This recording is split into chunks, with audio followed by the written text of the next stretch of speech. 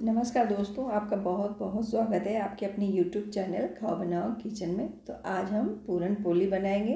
ये महाराष्ट्र की traditional dish है और ये गणेश चतुर्थी पर विशेष रूप से बनाई जाती है। ये बेहद मुलायम और स्वादिष्ट बनती है। इसे बनाना भी बड़ा ही आसान है। तो इसे बनाने के लिए सबसे पहले हम इसकी स्टफिंग तैयार करेंगे। तो स्टफिंग बनाने के लिए चाहिए होगी चने की दाल। तो हमने 1 कटोरी चने की दाल को एक बाउल में डाल करके इसे 2 से 3 घंटे तक पानी डाल के इसे फुलाएंगे। तो 2 से 3 घंटे बाद चने की दाल काफ़ी अच्छे से फूल गई है। मैं एक तोड़ के भी दिखा रही हूँ और इसका पानी हमने निकाल लिया हुआ है। इसके बाद इसे हम बॉयल करेंगे। तो एक कुकर में डाल के कलर के लिए इसके अंदर 1 छोटा चम्मच हम हल्दी पाउडर डालेंगे और साथ ही में आधा कटोरी पानी नाप के डालेंगे, क्योंकि हमने 1 कटोरी चने की दाल ली हुई थी। तो हमने पानी सिर्फ आधा कटोरी डाला हुआ है। इसके अंदर 2 सीटी लगा करके इसे पका लेंगे। तो पकने के बाद आप देख सकते हैं चने की दाल के अंदर में ज़रा भी पानी नहीं रह गया। तो इसे दबा के हम चेक कर लेंगे। चना की दाल काफ़ी अच्छे से पक चुकी है। तो इसके अंदर एक्स्ट्रा पानी न होने से चने की दाल भाप से खूब बढ़िया पकती है और पानी हमें छानना भी नहीं पड़ता है। तो अब इसे हम एक दूसरे बर्तन में डाल लेंगे, जिसमें कि हम गुड़ डाल के इसे पकाएंगे।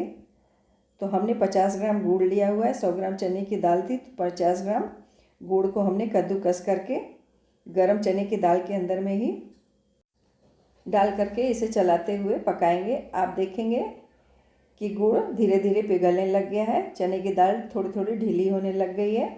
तो इसे हम तब तक पकाएंगे जब तक कि चने की दाल गुड़ को सोख न कर जाए। और इसके अंदर फ्लेवर के लिए हम डालेंगे आधा चम्मच इलायची पाउडर। इलायची का पाउडर डालने के बाद इसे चम्मच या करछी से हम दबाते हुए पकाएंगे और इसे खूब बढ़िया से हम दबा दबा करके पकाएंगे। आप चाहें तो किसी मैसर से भी इस तरह से दबा के इसे महीन कर सकते हैं। तो थोड़ा सा हमने इसे मैसर से दबा दिया हुआ है, ये काफ़ी अच्छे से महीन हो चला है। आप चाहें तो चने की दाल को बॉयल करने के बाद मिक्सी में पीस के भी गुड़ को मिक्स करके पका सकते हैं, लेकिन हमने डायरेक्ट ही चने की दाल के अंदर में गुड़ डाल के पकाया हुआ है। ये काफ़ी अच्छे से डो का रूप लेने लग गया है। तो ये खूब बढ़िया से पक चलिए चने की दाल गुड़ अच्छे से सोख कर गई है। अब हम गैस को बंद कर देंगे और इसे नीचे उतार लेंगे ठंडा होने के लिए। और इसके अंदर हम थोड़ा सा जायफल कद्दूकस कर देंगे। इससे इसका फ्लेवर बहुत ही बढ़िया आता है। ये खाने में बहुत ही टेस्टी लगती है थोड़ा सा जायफल डाल देने से। आप चाहें तो थोड़ी सी इसके अंदर दालचीनी का पाउडर भी डाल सकते हैं, जो भी आप पसंद करते हो वो डाल सकते हैं। तो हमने बहुत ही थोड़ा सा ही जायफल डाला हुआ है। तो अब स्टफिंग मेरी काफ़ी अच्छे से ठंडी हो चुकी है और ये बिल्कुल ही भरने के लायक परफेक्ट सी स्टफिंग बन के तैयार हो गई है। तो अब इसे और थोड़ा सा महीन करने के लिए हम लेंगे एक बड़ी सी छन्नी और छन्नी के अंदर थोड़ी थोड़ी सी स्टफिंग डाल के इसे चम्मच से इस तरह से दबा दबा करके हम बाहर की साइड से इस तरह से स्टफिंग को निकाल लेंगे, जिससे कि स्टफिंग बिल्कुल ही बगैर किसी दाने के एक बार बढ़िया से एकदम स्मूथ सी बन करके तैयार होगी। इसमें ज़रा भी चने की दाल वगैरह नहीं रह जाएगी। तो आप देख सकते हैं कितनी बढ़िया सी स्टफिंग बन के तैयार हो गई है। बिल्कुल ही एकदम मलाई जैसी बनी हुई है स्टफिंग। तो अब हम इसकी एक बराबर की लोई सी भरने के लिए इसी समय बना करके तैयार कर लेंगे बॉल सी। तो इसे हम लड्डू की तरह से गोल करके एक बराबर में रख लेंगे। तो स्टफिंग मेरी काफ़ी अच्छे से तैयार हो चुकी है। इसे हम एक साइड में रख लेंगे। तो स्टफिंग तैयार करने के बाद अब हम डो तैयार करेंगे। तो इसके लिए हम 1.5 कटोरी मैदा लेंगे एक बर्तन के अंदर में। तो मैदा मेरा 250 ग्राम के करीब में है। इसके अंदर हमने 1 पिंच के बराबर में नमक डाला हुआ है मैदे के अंदर। तो डो के अंदर हम 1 पिंच नमक इसलिए डालते हैं कि अगर स्टफिंग में मीठा थोड़ा ज़्यादा भी हो जाए तो वो बैलेंस कर देता है नमक।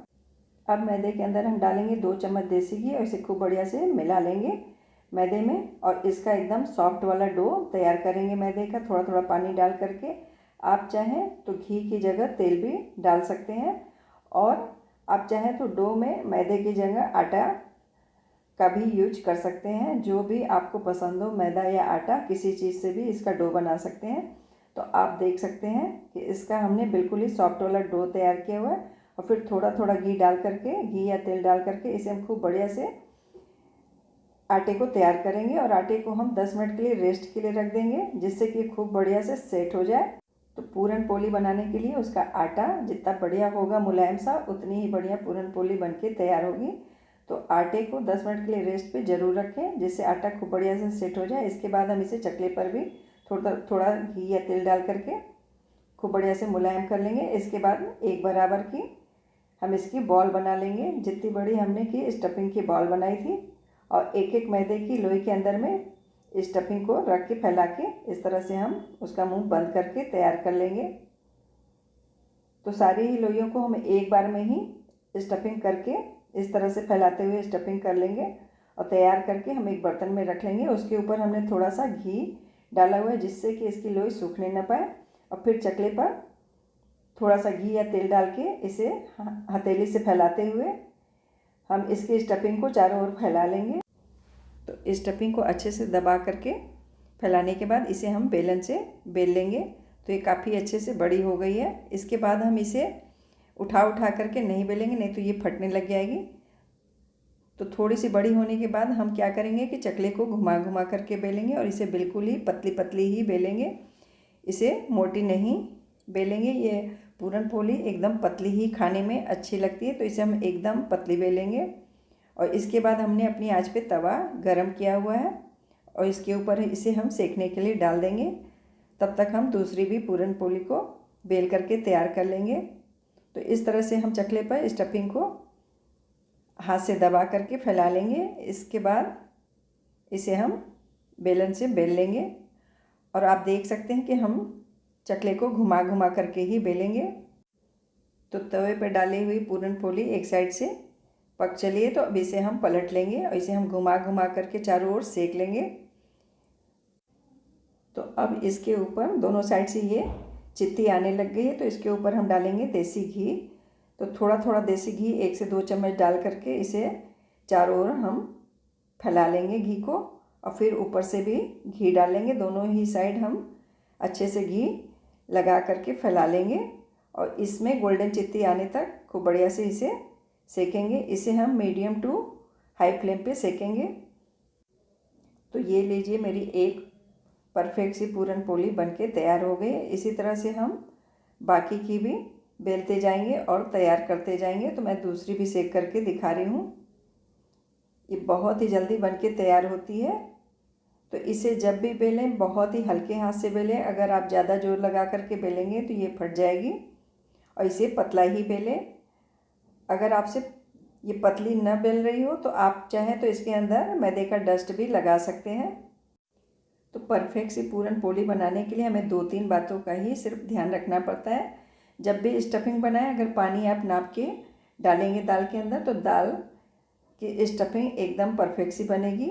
अगर ये थोड़ी भी स्टफिंग गीली हो गई तो भी अच्छी नहीं बनेगी, और अगर एकदम टाइट हो गई तो भी स्टफिंग अंदर से कड़ी कड़ी सी बाहर आने लग जाएगी और चारों ओर फैलेगी भी नहीं, एक जगह इकट्ठा हो जाएगी।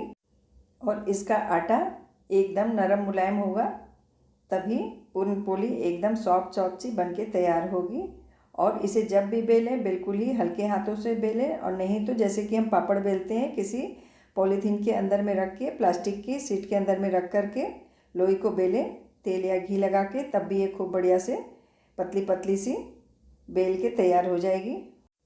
और इसे हम सर्व करेंगे दूध के साथ या फिर बटर के साथ, और आप चाहें तो इसके साथ तीखी चटनी या आम का अचार भी सर्व कर सकते हैं। आप इसे बना करके 8 से 10 दिन तक रख करके भी खा सकते हैं। इसे बच्चे बड़े खूब चाव से खाते हैं। तो आप इसे बनाइए, खाइए और अपने अनुभव हमारे साथ शेयर कीजिए। साथ ही चैनल को सब्सक्राइब ज़रूर कीजिएगा। तो फिर मिलते हैं किसी और रेसिपी के साथ। Thank you.